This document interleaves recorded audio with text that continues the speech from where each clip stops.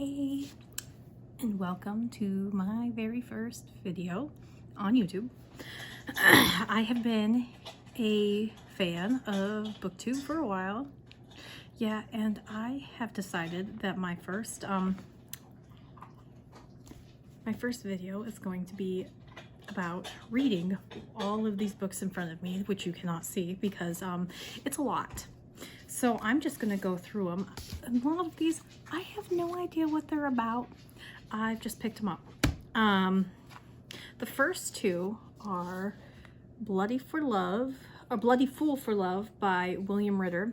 I don't know what it's about, but I'm the most giant Buffy fan, and I will pick up anything that's Buffy. So especially because this is a Spike prequel, who is my favorite character. Very excited to read it. Have no idea what it's about, but I'm gonna read it eventually. The next one is In Every Generation by, I don't know how to pronounce that, Kendare Blake, but it is Frankie Rosenberg, who's apparently Willow's mom, and she's becoming a slayer. I'm not exactly sure. I think Buffy's gone missing. I've read the first chapter and I don't exactly know what's going on. Sorry, my dog's sick, so if you hear him, he's poor dude. But yeah, so those are my Buffy books. I am stoked to read them. Oh, I love Buffy. Love Buffy since I was like a little child, since it came out. So the next ones, I think I'm gonna do my middle grade. Well, okay, yeah, the middle grade next. Excuse me as I'm trying to figure this out. First one is Wilderlore, the second one. And the first one I read thanks to the Currently Reading podcast, and I started this when we were taking a trip out to the Black Hills in South Dakota, and I haven't finished this yet.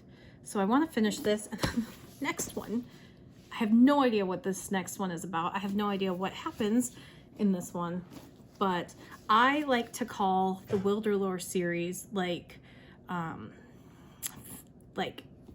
coming of age fantasy, you know, and adventure story, magic with Pokemon, with cool little creatures, and some pretty interesting characters. I really enjoy the two main characters that are in the first book, and I was enjoying this one. This one's more of a a pirate adventure story. If you can see on the back, just the pages and everything, and the audios are really good. So I need to get to those because I want to finish them. I like to read some middle grade, just kind of break up some of the darkness I read. I read a lot of really dark stuff. The next ones are this one, The Year of Shadows by Claire Legrand. This one it sounds like it's a haunted house story, which I'm all about, but I picked it up because I liked the cover art, and I also really liked the illustrations. Since I'm a giant illustrator myself, I always love the illustrations inside, and it's got beautiful layout. And when I was laying out books, I would have loved to have done a story like this. So I have no idea what this is even about. I know that I really enjoyed, gosh, what was it called? I can't remember, but I enjoyed a book by Claire Legrand, and it's something, Sawkill Girls, that's what it was. And that one was more YA rather than middle grade. But I really enjoy the stories of the younger kids. And then this one is another that I picked up by Claire Legrand that has beautiful insides, and it is called The Cavendish Home for Girls and Boys. Sounds like somebody goes missing, and yeah, I'm excited about these. I always want to read them, and then I never read my middle grade, so I'm hoping that this year that changes.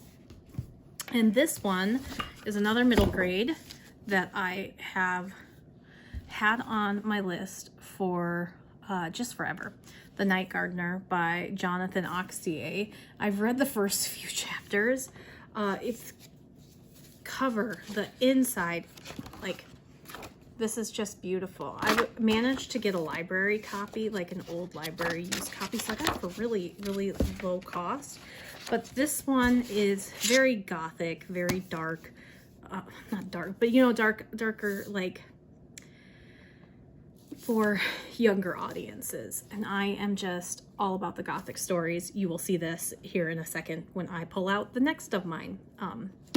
Yeah, and so then I think, let me just double check. Yep, this is my last middle grade, called Dust and Grim by Chuck Wendig.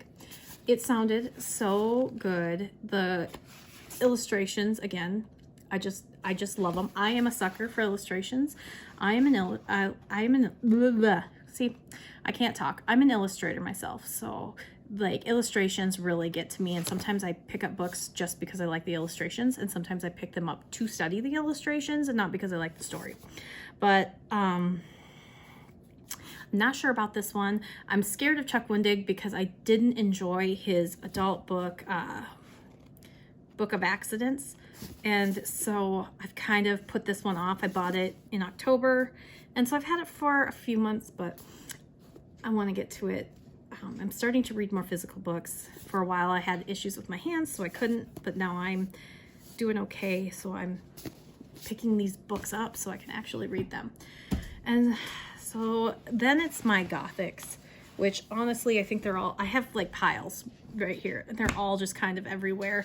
But the first one is The Ghost Woods by C.J. Cook. And I'm really excited to read this one. I read another one by her. What was the one? What was it called? Do they have it in here? I read The Lighthouse Witches, which I ended up not loving, but I loved the way that she wrote things. I didn't like it because of the way that it twisted and what actually happened in the book. But this one, is like on the front cover, it says an ancient wood, a long hidden mystery, a house full of secrets. I don't even know if this has been released in the US. I had to get this from the UK, but it sounded so good. I am just a sucker for anything Gothic. In school, I studied the Gothic novel and just fell in love with the stories, and I love all the tropes and picking out all the tropes and seeing how each author like learns and uses them and knows them, because they're just so fascinating to me. And then Lavender House is my next one by Lev A.C. Rosen. I'm not sure if that's how I would pronounce that, but it's yet another mystery, another Gothic. Have no idea what it's about, but it's about like a lavender house. I don't know, but it's beautiful. The cover, inside, I mean, just look at that. And I know it's yeah, I think that there's gay love. I'm not sure completely, but very excited because of the cover. I'm a sucker for covers. And then the next one is Small Angels by Lauren Owen. And I think the inside, it was hauntings, creepy dark woods, gothic, and yeah, so another one. I have no idea what it's about, but it looks good, and book of the month sold me, so why not? And then this one, One Dark Window by Rachel Gillig. I read the back at the store, and then it said, a maiden must unleash the monster within to save her kingdom in this dark, lush, gothic fantasy debut. I never was into fantasy before this year, and now I'm kind of really getting into fantasy, and then for this to be a gothic fantasy, I'm there. Look at how beautiful the cover is. I'm just saying, I have a lot of beautiful covers. The next one, White Horse by Erica T. Worth, is a horror, I believe. Heavy metal, ripped jeans, Stephen King novels, and the occasional beer at the White Horse have defined urban India Kari James' life so far. Okay, So, and then she finds a bracelet and haunting visions ensue.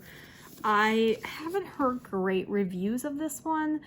I think they say just don't go into it expecting it to be a horror, go into it expecting it to be a story, you know, more of a literary fiction, which I'm okay with. So I'm excited to pick that one up. That one looks fun, or not fun, but looks good. And then Sign Here by Claudia Lux is another one of my book of the months. I have quite a few book of the months that I haven't read. I have a deal with myself now that if I don't read the previous month's book of the month, I can't get a new one. So now I'm actually reading them. But these ones I got before I did that. Or this one I did at least. This one is supposed to be like a darkly humorously gripping debut novel about a guy who works in hell. So I haven't heard or seen much about this, and I, you know, subscribe to like a lot of YouTubes, but I'm excited to see what it is about eventually. The next one, the next book of the month I'm gonna do is The Writing Retreat, and this one is a Literally Dead book club pick, I think, for Books and Lala in April. So I know I'm going to be reading this one, so I'm holding off on that. I got it from the book of the month as an extra because I knew we were going to read it, and I want to read it. It's, you know, authors stuck in a snowstorm, something like that, and I'm here for it. Here, this just looks like my type of book. I think I'm going to eat it up. I am having a really hard time waiting until April because I just want to read it now.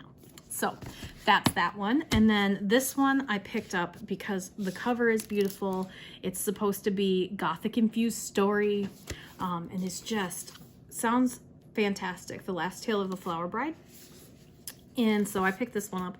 It was another one that I was like, here, I'm going to add this to my you know, my box. So it's supposed to be fantasy. Yeah, so that's another one I'm going to have to read. This one is the one that I picked for my, is it February? Yes, February. Picked my February box, and that is The Shards by Bret Easton Ellis. Back when I was in college, I read American Psycho, and it was one of my favorite books. It was so twisted, so dark, but I loved how he weaved in his commentary on capitalism and the Wall Street and what capitalism can do to people and effects. And so I'm really excited to pick this one up.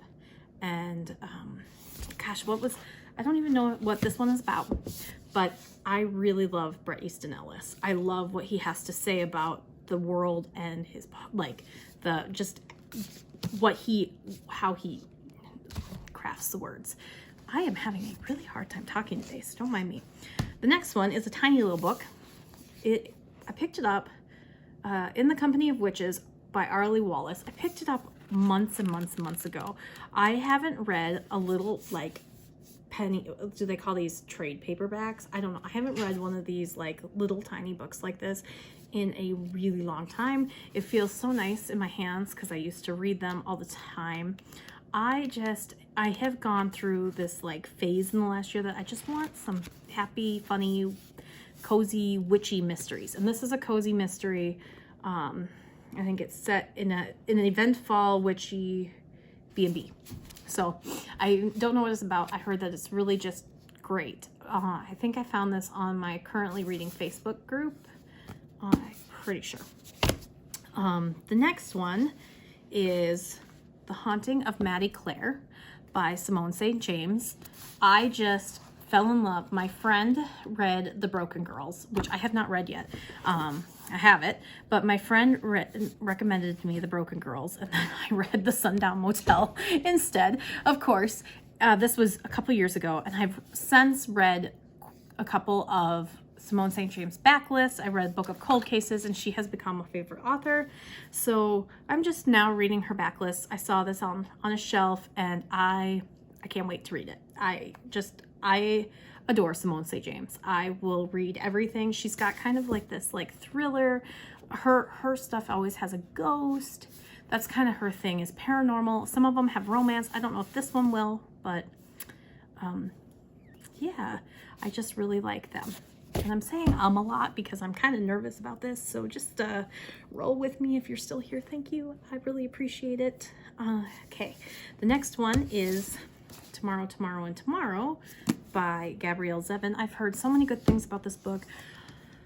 I know it's heavy. I know it can be sad, and so I am just, I don't completely know what it's about because I try to avoid, like, I like to go into books without knowing anything. So, sometimes, at least with books like this. And so I don't know that much about it. I know it's sad. I think it's romance, but I'm not sure that I'm ready for sad yet. And so I have kind of put it off, but it is part of a book club. I think it's Katie Colson's book club for March. And so I'll actually be picking that up for sure. Yeah. The next one is Babel by R.F. Kuang. And I picked this up because Meg with Books, it was her favorite book last year. And it is just a beautiful book. I love annotations. I love commentary. I love I love books that put history into their books. So pick this one up because I wanted to read it because I love that it has footnotes and everything. I'm just a little intimidated by it, to be perfectly honest. And I also want to finish, before I read this, I want to finish the Poppy War trilogy, which I started and didn't finish. So I want to do that. And so I am waiting. I think I'm going to finally read the Poppy trilogy this month because I have it on audio. And so then, yeah. Let's see, I only have a few left. This one is The Dead Romantics. This one was just like it got me at the checkout at Barnes Noble. It was like a buy one, get one, whatever kind of deal. And I was like, oh, well, this one looks cute. I like the cover. And so many people have recommended this through the last year. And so I kind of am like, I want the like hype to die down and then I'll read it. Cause I kind of get struggled with, I don't want to go into it with too much hype, especially with romance, because I struggle with romance sometimes. So there's this one, and I think is it a ghost love story? I don't know, but I'm pretty excited. This one I have had on my shelf forever. My friend bought it for me, and it is The Wicker King. She said it was one of her favorite books. It is absolutely beautiful inside. It looks like there's a lot of mixed media, which is a thing that I just love. And so I'm really excited to read it. She said it deals with depression, which is something that I struggle with myself. I have chronic mental illness that I was diagnosed with a few years back that has been really hard on my entire life. So I really appreciated this this like gift, and I haven't read it yet, and I don't know why I haven't read it yet, but I'm gonna, because it's in my list. I can't buy more books until I finish these, which is really hard, but I have to do that for myself. This next one is Out There by Kate Folk. This is a collection of short stories, and it was recommended by Books and Wawa last year. And she said, it was on like 4 or 5 of her books, like book recommendation lists. And so I picked it up, set it on my nightstand, and it has sat on my nightstand this whole time. So I need to read it. It has to get read. That's just how it is. Especially because short stories are so much easier to read sometimes, because you can, read one and then the next one. And I also, she recommended it with How High We Go in the Dark, which I also have because of the currently reading buddy read last year that I ended up not reading for the buddy read because I was busy. So yeah, I didn't read that. Other things interested me. And the last one that I have in this 25 books is Velvet Was the Night by Sylvia Moreno Garcia. I just love anything that I have picked up from her. I have been sitting on this. This has been sitting on my nightstand. I need to read it. I love her short stories. I loved Mexican Gothic. It was such a unique spin on using Gothic tropes, and I just adore it. Like, it was one of those that got weird in a weirdly twisted way, but also like she used original like Gothics, and she took all those genre like tropes and threw in her you know, Mexican history, which was just, I just thought it was such a great blend of culture versus tropes, and I was here for it. And then I also loved she has a short story in a collection. I forget what the collection's called, but I loved that. And I also loved her well, the daughter of Dr. Marie, blah, blah, blah, the daughter of Dr. that one that Moreau that just came out, and I'm still reading her backlist, but everything that I've read so far I've loved. So I just love the way she writes. I love how she bends genres. I love how she flips from genre to genre. She doesn't stick with one. So yeah, she's a really interesting author. So anyway, that is all of my books that I need to read. There are so many. I mean, so many. If I really sat down, I could read this many, all these books in the next like 2 months, because I read like 10 books a month at least. And you know, then I would have more room for more books, because let's be real, collecting books is also a hobby. Except that I don't have the shelf space, because our house is not big enough for all of the things that we have. So yeah, that is my first YouTube video.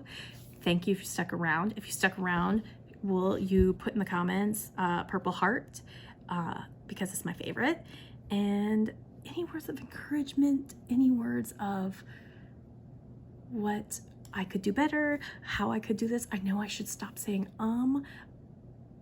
yeah, it's my brain's way of thinking, because I'm very nervous, and I hope I get better at that. But thank you so much, and I'll see you next time. Bye.